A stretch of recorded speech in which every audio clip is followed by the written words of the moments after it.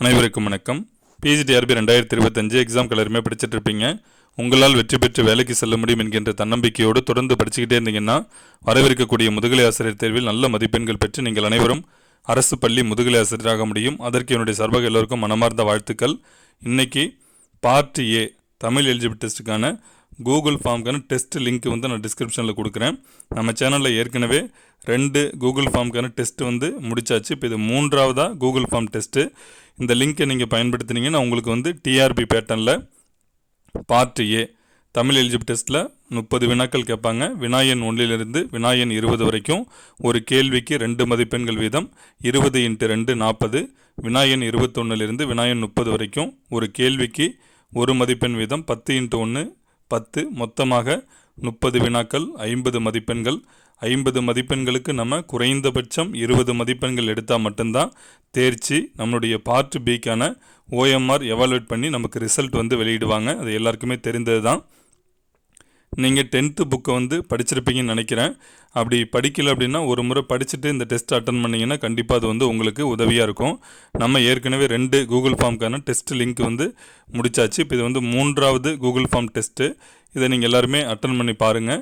எவ்வளவு நேரங்கள் நீங்கள் எடுத்துக்கிறீங்க. இப்போ இது ஆன்லைன்லேயே ஆன்சர் கிளிக் பண்ண உடனே நீங்கள் விரைவாக உங்களுக்கு எவ்வளோ மார்க் அப்படிங்கிறது தெரிஞ்சுக்கலாம். இருந்தாலும் நீங்கள் ஆன்லைனில் அட்டன் பண்ணுறதுக்கு முன்னாடி ஒரு ஷீட்டில் 1லேருந்து 30 வரைக்கும் நம்பர் நீங்கள் கொடுத்துக்கிட்டு டிஆர்பி பேட்டர்னில் ஏபிசிடி ஒவ்வொன்றுக்கும் 4 வட்டங்கள் நீங்கள் கொடுத்துக்கிட்டீங்கன்னா ஏபிசிடின்னு எழுதிக்கிங்க.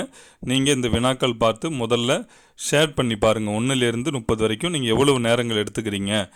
டைம் கரெக்டாக நோட் பண்ணிக்கிங்க. நமக்கு அரை மணி நேரம் இதற்காக மட்டும் கொடுக்கல, மொத்த நேரங்களில் 3.5 மணி நேரம் தேர்வு. அப்போ நம்ம முடிந்தளவுக்கு 25 நிமிடங்களுக்குள்ளார முடிச்சிடுறோமா அப்படிங்கிறது நம்ம பார்த்துக்கணும். எவ்வளவு மார்க் நமக்கு வருது, 50க்கு எவ்வளோ மார்க் வருது அப்படிங்கிறது நீங்கள் பார்த்துக்கலாம். இந்த வினாக்கள் எல்லாமே ஏற்கனவே கேட்கப்பட்ட வினாக்கள் கேட்காம புதிதாக தான் வினாக்கள் கேட்டிருக்கோம். அதனால் கொஞ்சம் மாட்ரேட்டாக இருந்தாலும் இப்படிலாம் வினாக்கள் கண்டிப்பாக அங்கே வரப்போகிறதில்ல.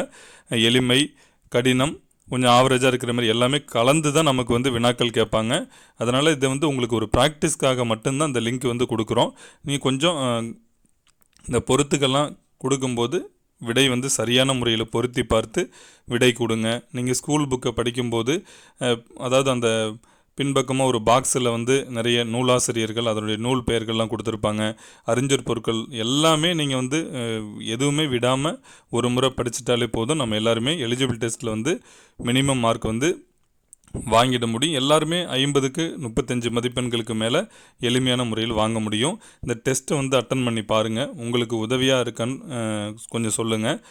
ஏன்னா இதில் ஏதாவது ஒரு சில தவறுகள் வரத்துக்கு வாய்ப்பு இருக்குது. ஏன்னா நம்ம அதுக்கான ஆன்சர் நம்ம கிளிக் பண்ணக்குள்ளே தவறுதலாக இப்போ பி ஆப்ஷனுக்கு பதிலாக நான் சின்னு கொடுத்துட்றேன். அதாவது நம்ம கிளிக் பண்ணக்குள்ளே மாறிடுது.